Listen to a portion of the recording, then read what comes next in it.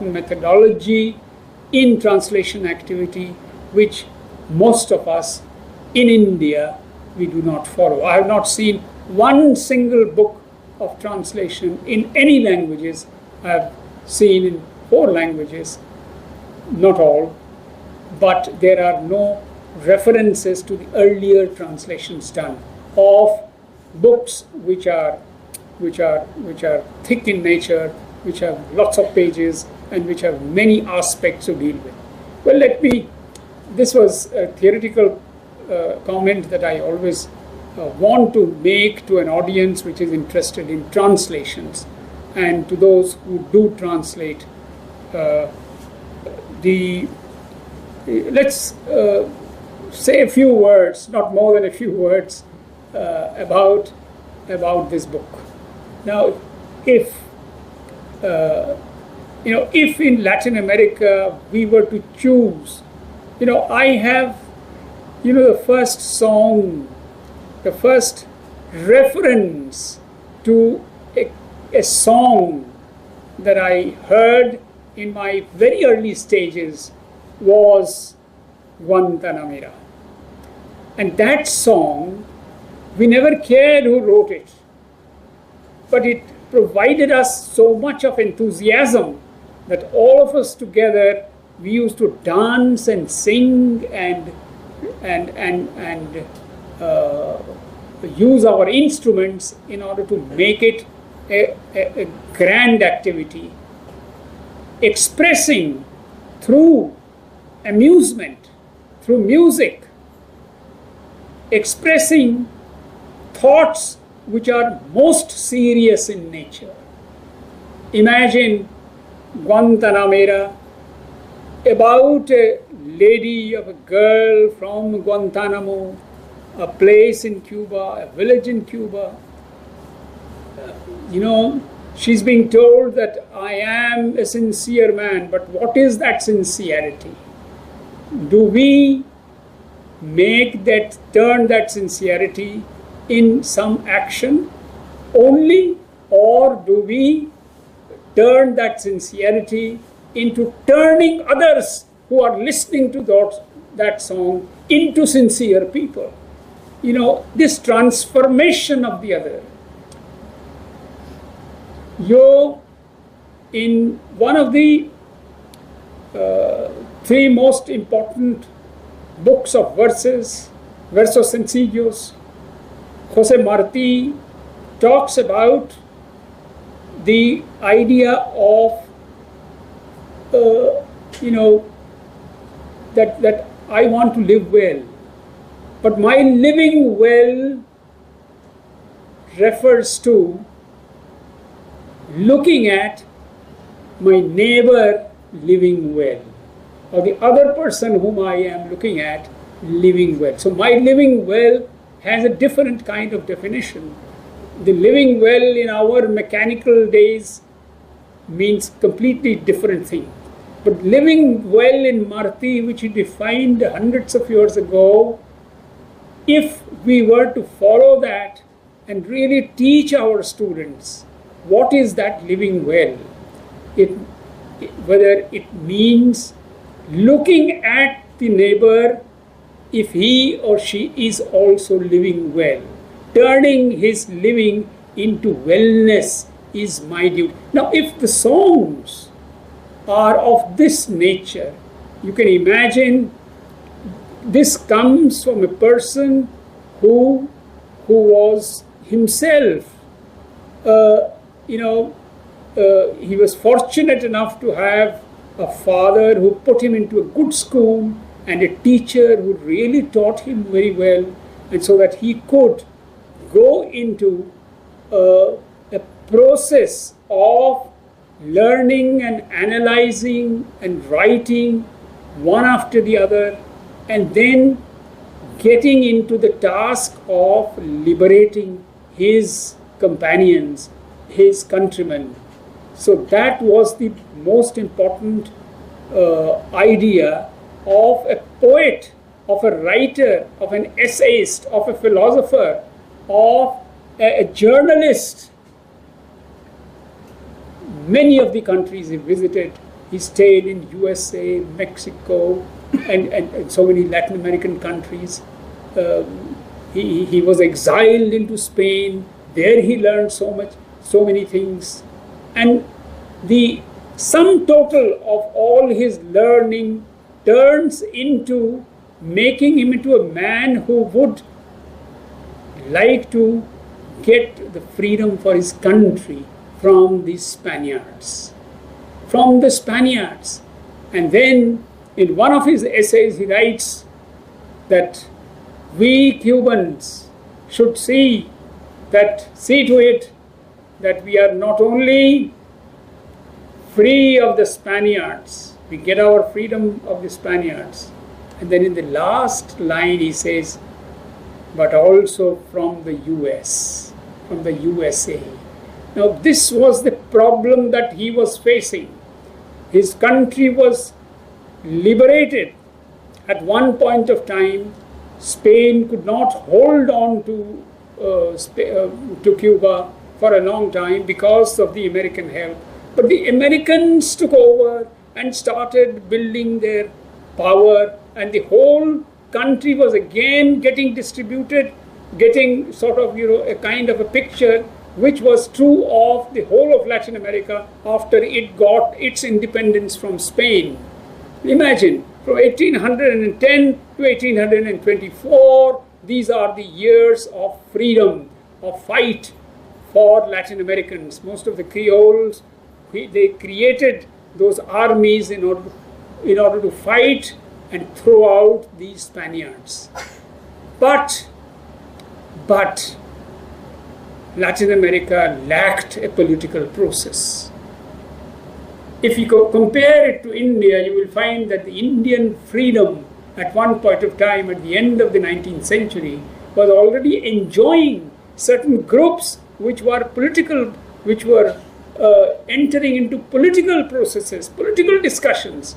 Now that did not happen at that time in Latin America. So therefore, there were, in order to get the power, there were more and more caudillos who were born, and they were trying to get the power into their own hands. So the true freedom of people that did not come to Latin America until slowly and gradually in the 19th century, some people came, and introduced the idea of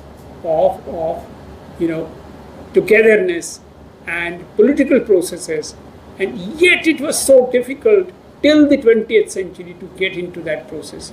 Now Martí had warned, in the last part of the 19th century itself, that we have to create those political processes that would really lead people to, conduct their freedom, which did not come. Unfortunately, it took many more years for Latin America to develop those processes, and therefore, Martí is still so very relevant. All his thoughts, not only expressed in poems, but also in so many essays that he wrote from the United States, from other countries that he wrote. And those are still very, very relevant.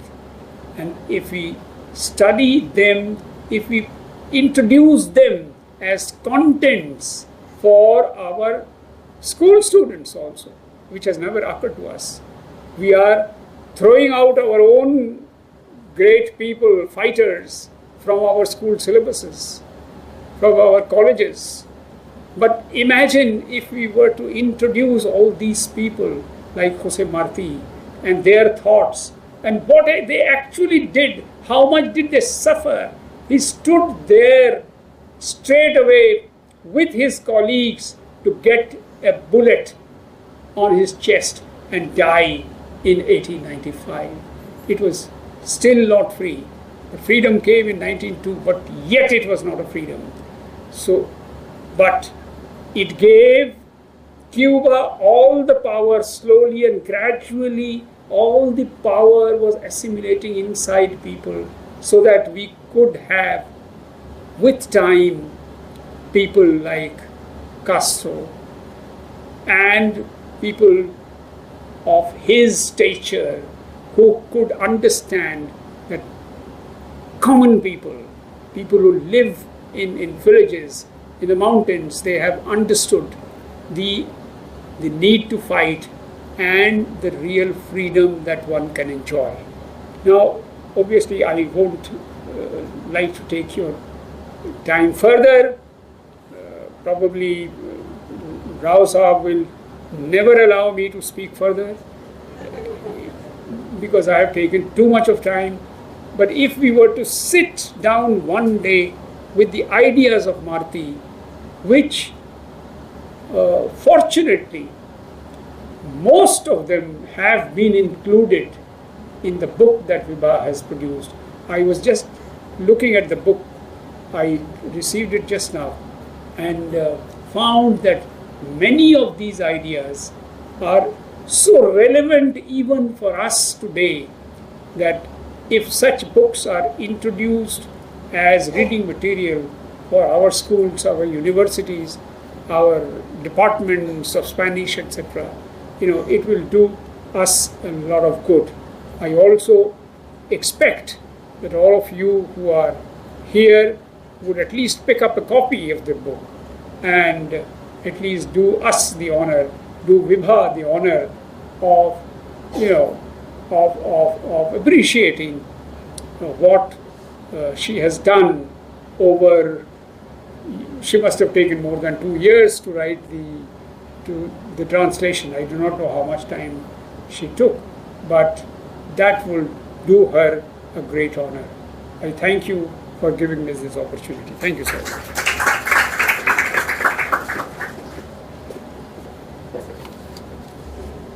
Thank you so much, Professor Shama Prasad Ganguly. By now you must have known why I said few words. He knows everything about Latin American countries, Latin American literature, everything he knows. So for him to control in 5-10 minutes it is not an easy job, because I have traveled all the way to Cuba with him, because in Cuba everyone knows him. So he is our guide and mentor, everything. So, and if he starts speaking, he will not leave mic, as he said, half an hour. But today he was very. Thank you so much, sir. Now, today's actually I should not say you are the person because of whom we are all gathered here. Professor Vibha Maurya is retired as a professor of Hispanic Studies in the Department of Germanic and Romance Studies of University of Delhi, and she has published dozens of articles in Indian and foreign journals and has edited several books. Her major contribution is the first ever direct translation into Hindi of the great masterpiece Cervantes' Don Quixote, and she was awarded the Medal Official Cross of the Order of Isabel la Católica by the government of Spain. In 2022, the Council of the Spain-India Foundation awarded her a trophy in recognition of her indefatigable work in the field of Hispanic studies in India. She also received the Pablo Neruda Presidential Medal of Honor by the government of Chile and was elected to the Spanish Royal Academy as corresponding member in India. Professor Vibha Maurya.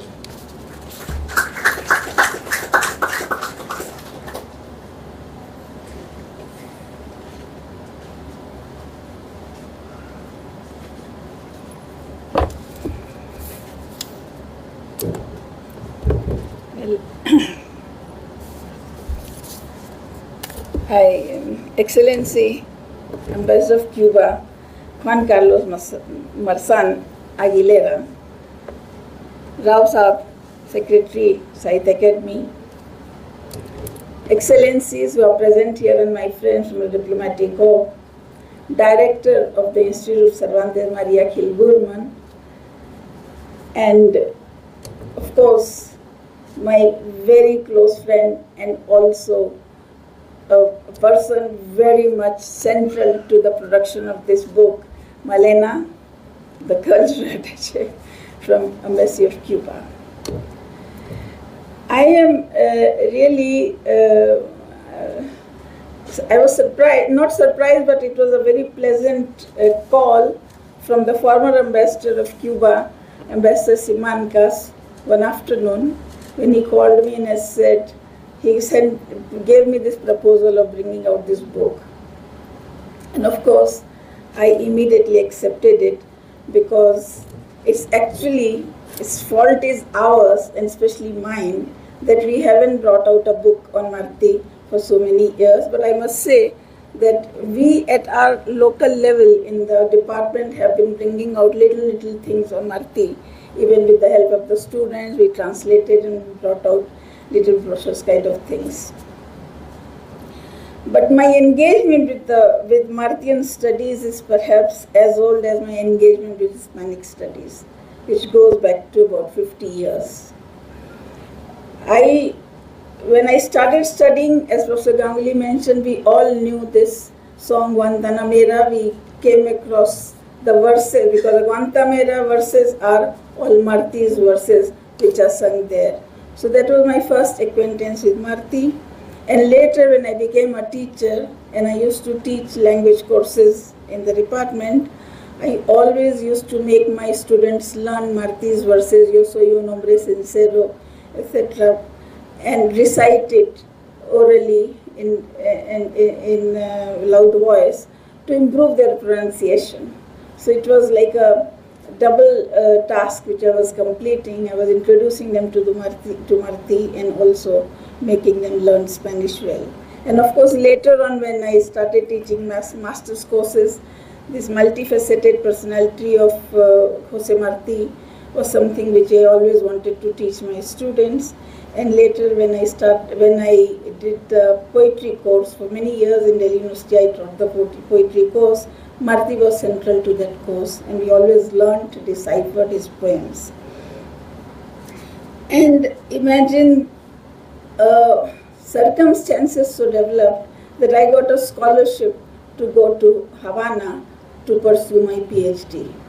And of course the obvious choice was to do my PhD on José Martí. So that was the trajectory which I was following. And even now that after retirement, I have already written 2-3 long articles on Marti, and now this book. So my engagement in Martian studies is very long and very dear and very constant. This book, unfortunately, is just a very small representation of Marti's writings, because Marti's works are collected in 27 volumes. So you can imagine how much he has written. He lived just for 42 years, but he produced huge amount of writings and plus his other activity in which he was involved. So this book includes his notable essays, poems, and some works for children. The volume is titled José Martí Ek Yugapurush in Hindi, because in Cuba, in Caribbean, in Latin America, in Spain, Martí is known as El Hombre de Todos los Tiempos, a man of all ages. And this was something which I wanted to bring out in this book, and that's why I chose this title in Hindi translation.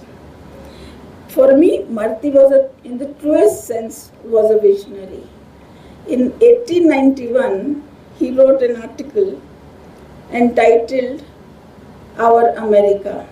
I've translated it and it is included in this book. It's called Hamara America. I feel, and it's my opinion, that this seminal foundational text, this seminal essay by Martí with this title of Our America is not just a simple title. It's a political statement, because he distinguished our America from North America, not based on some frivolous linguistic or say racial differences or say an equator dividing the world. He was talking about the geopolitical situation of that time, and that's why I think that a statement should be taken as very important statement. And through that article, we understand what is this global south, which is so prevalent today. And I think that this text, this Our America text, is foundational, is embedded in this concept of, the concept of global south is embedded in this article, and that's why he is a visionary, and that's why this book, Yugapurush. The essay starts, I mean, so many things I know by heart, I'll just paraphrase it here. The essay starts como el aldeano vanidoso piensa que su aldea es su mundo y él lo gobierna. The villager thinks that this village is the world and he is the governor of this village. But Martí says that is very wrong. And not only villager, arrogant villager says this, aldeano vanidoso. Because he says in the same para later, this is not the time to sleep with your face covered by a handkerchief. It's time to get up and stand on a row, because a giant of 7 leagues is approaching to crush us under his boots. It is translated here, you can see. These are the words which were resonating in that article, and that is the warning. That is the warning that José Martí wanted to give. And in 1880s, I think, he wrote his warning piece, warning article, warning essay, in which, because the United States of America has convened a meeting of Pan-American states. And Martí was so anxious, full of anxiety, because he didn't know what position the Latin American states were going to take. And that's why he writes that article, which is not included here, but hopefully we'll bring out a sequel of the book and we will look at that also.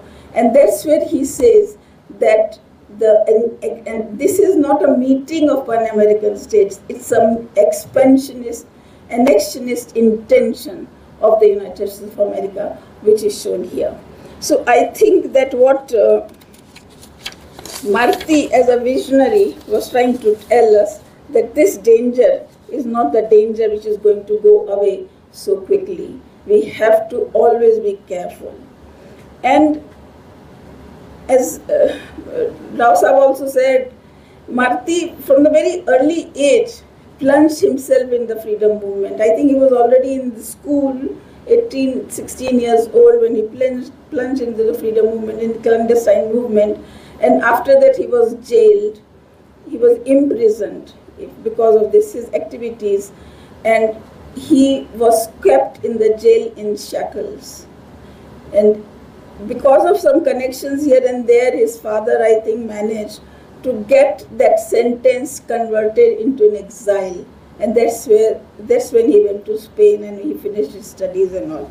But later on, he again came back and again was exiled.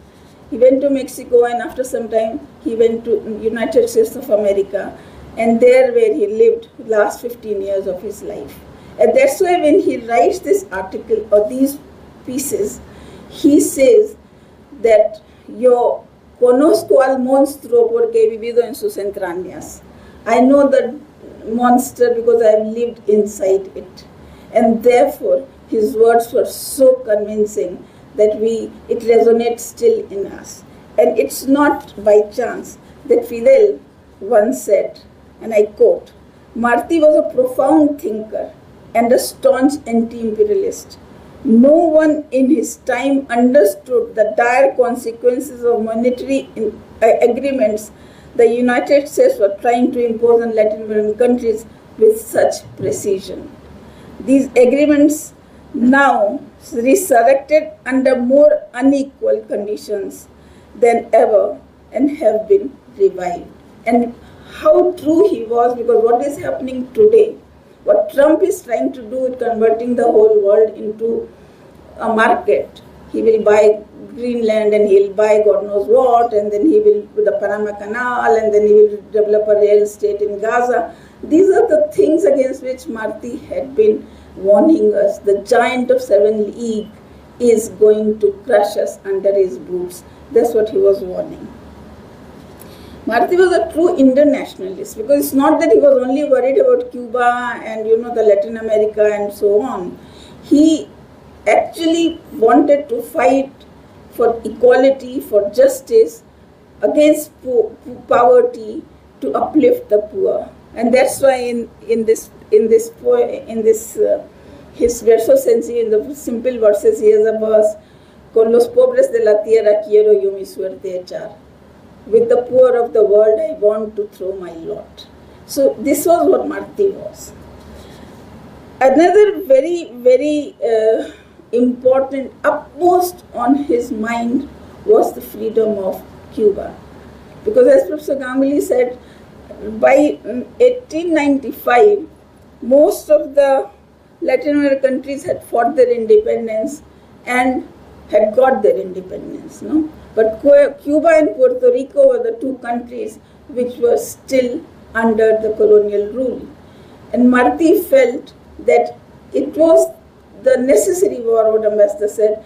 We have to launch a necessary war, because we have to, by freedom of Cuba, we are not going to only save us, but the Cuba will form a shield for this giant not to cross over. And that's why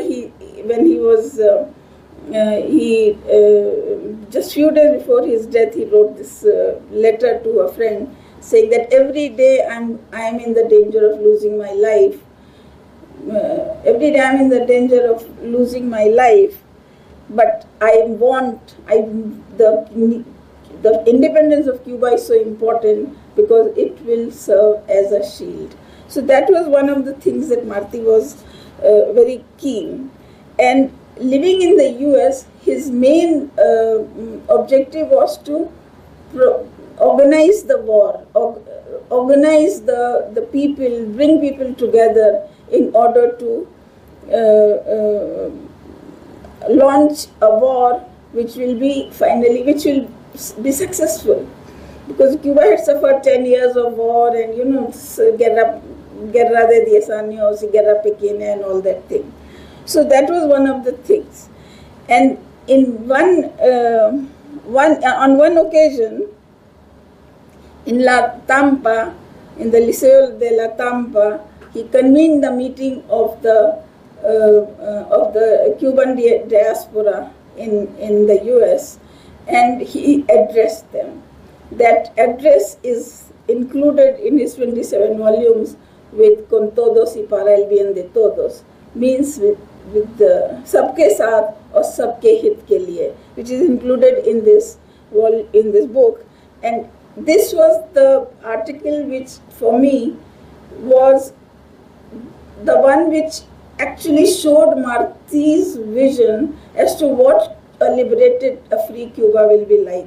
He has almost charted out the kind of things that there is education, there is political education. I mean, all kinds of things are there in this article. It's a long article, and it is, I think, one of the also very seminal kind of piece which we all should read.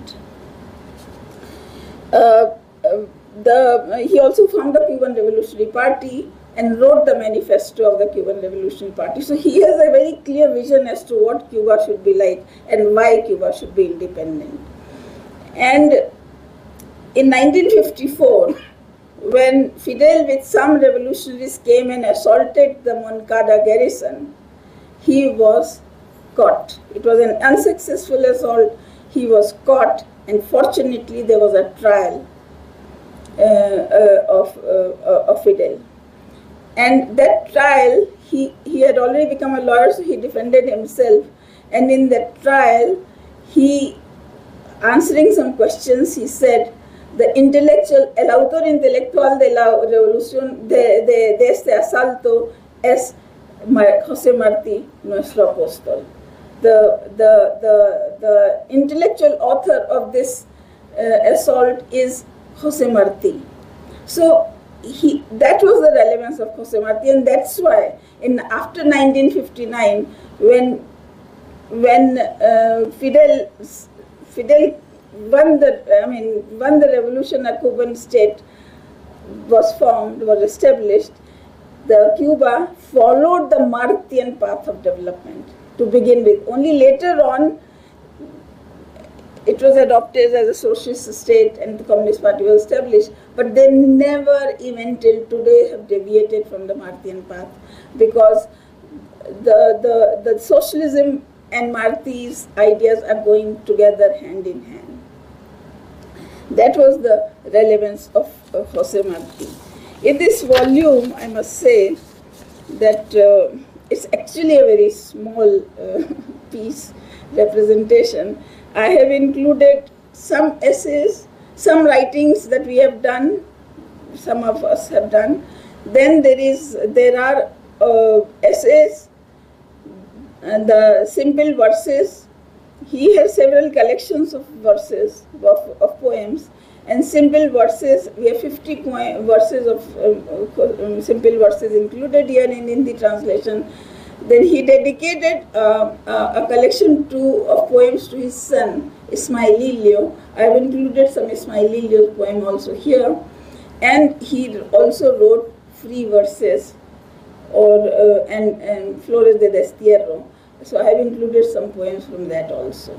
Apart from that, Martí was very, very concerned about the education of the young Latin Americans.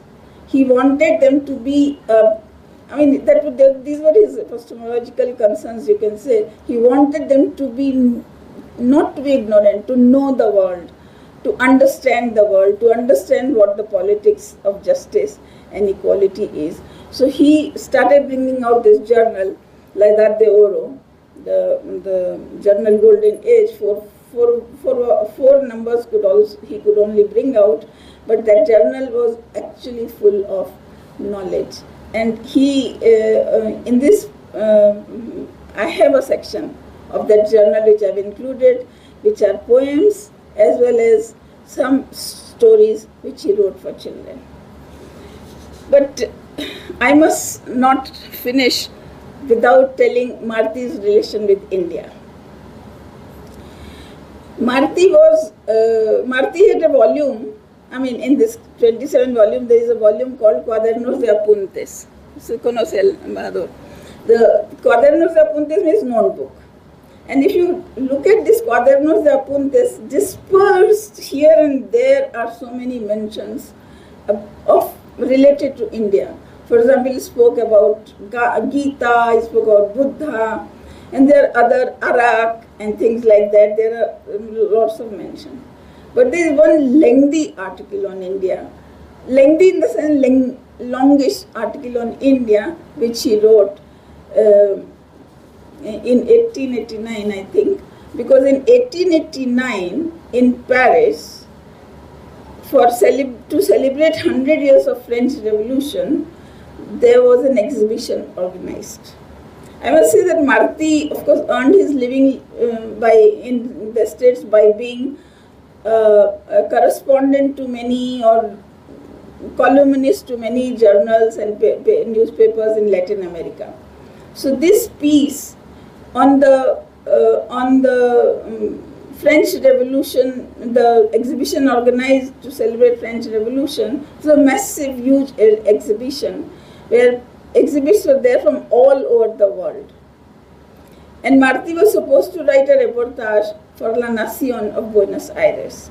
So he wrote in that exhibition a 19th century Russian painter, Vasily Vershagin's painting was also exhibited. Of course, Vershagin came to India several times in 1840s and 1880s and used to paint. There are more than 100 sketches and paintings of India in Vershagin's collection.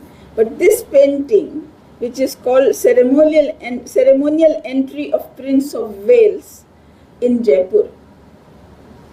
This painting is the large, I think maybe Swati will know it better, large canvas, one of the largest canvas in the world painting sort of field.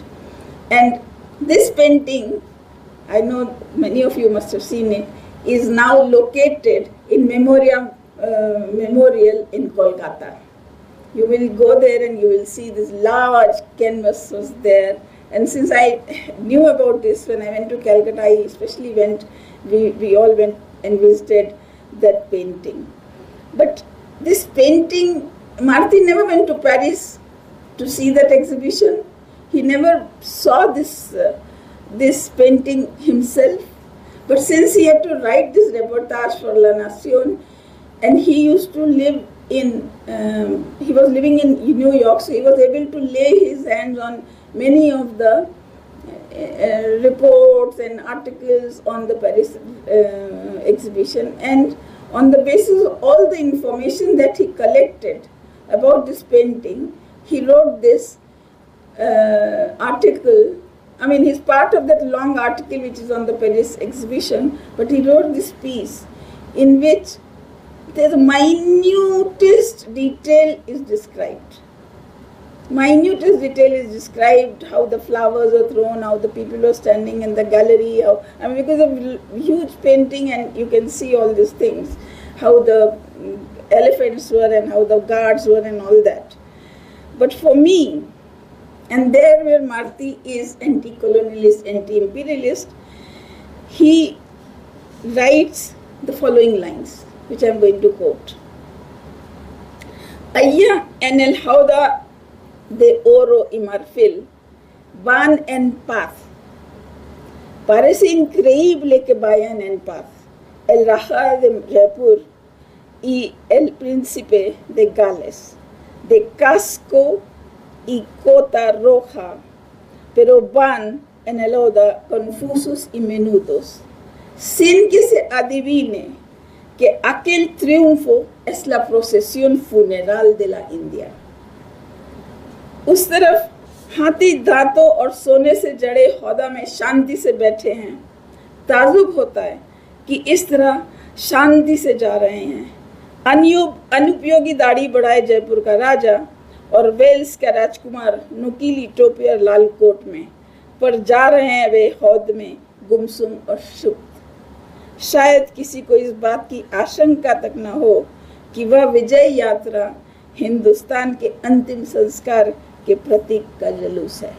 So you can see that how Martí saw, without being there, without seeing the exhibition, on the basis of his knowledge of the Indian colonial period, he wrote these lines.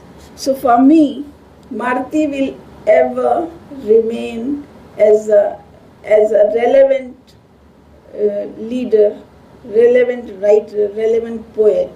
And today, 19th of May, on this day, he fell to enemy's bullet and died on the battlefield.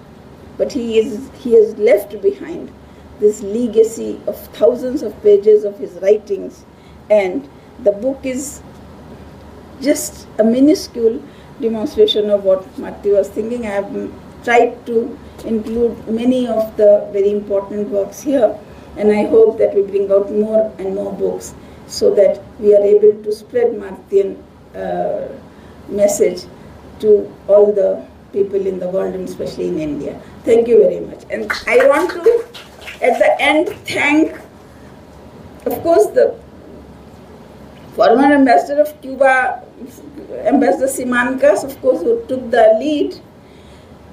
And I want to thank really, Ambassador, ever since you have come, you have been always al tanto de las cosas. You were always knew Malena, who was day and night with me on phone, on chat, so that we can bring out this book. But one person who is perhaps not present here, we must thank Malena, is Ramnik. Ramnik is the jury member of UNESCO Committee for Award of José Martí Award, which is given perhaps on occasions. So he keeps organizing activities in Indian schools on Martí. And some time back he organized an exhibition. He organized a painting competition on Martí. I think the school children from all over India have painted things, and the poems were recited and children wrote poems. So we, with his permission, Malena, we decided to include some 4 or 5 paintings here of those kids who have brought out, who have painted something. And this is the, of course it's very small, this is that painting which is there in Victoria Memorial, the painting of Vershagin. This. So thank you very much, and thanks to all my colleagues, all my friends, my students who have now become colleagues are here, and I'm really so thankful to all of you for having come. And I must thank my husband, because he was the first victim of my writing, because he was supposed to, of my translation, because I used to pass it on to him and ask him to just go through it, read it, and he will come back and tell me, इसको थोड़ा सा दूसरे रंग से लिखना पड़ेगा. But I said, look, Marty's writings are baroque. I mean, I have done Don Quixote translation, but while translating Marty, it was as difficult or as amusing as it was translating Quixote. And I am very happy that we have managed to sort of bring out a decent edition here, and hopefully we'll continue bringing them out, and the students who are sitting here will get inspired and help us in bringing more books of Marty. 27 volumes are there waiting for us to translate. Thanks a lot.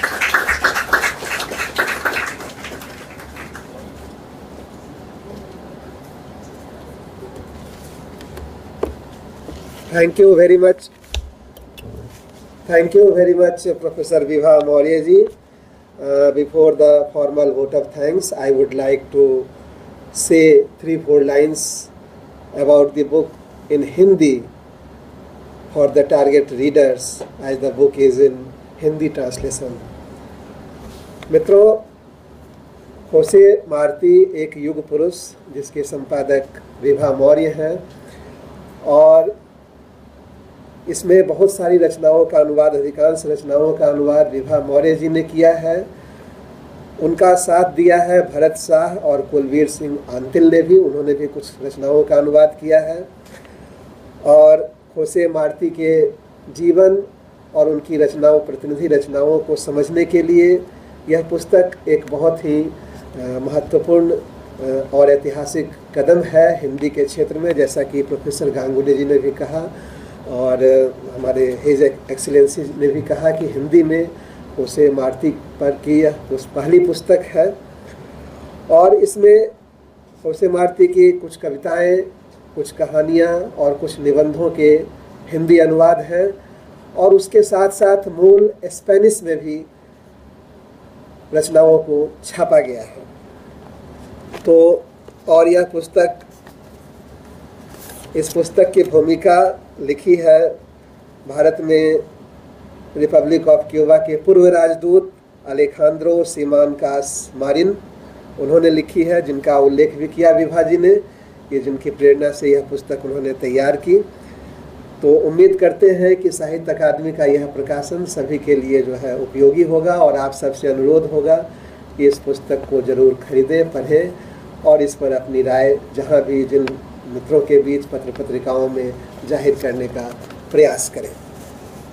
Now may I extend the vote of thanks at first to the students of José Martí Public School, students and teacher also, who presented their wonderful musical presentation, and then editor of the book Professor Vibha Maurya, eminent scholar Professor S.P. Ganguly, His Excellency Juan Carlos Marsan Aguilera, our Secretary Dr. K.S. Rao, and all the dignitaries, writers and lover of literature who are present here, and the online viewer also, who make this event successful. Sahitya Akademi always needs your support like this. Now this program ends here. You all are invited to join with us at high tea. Thank you very much. Namaskar.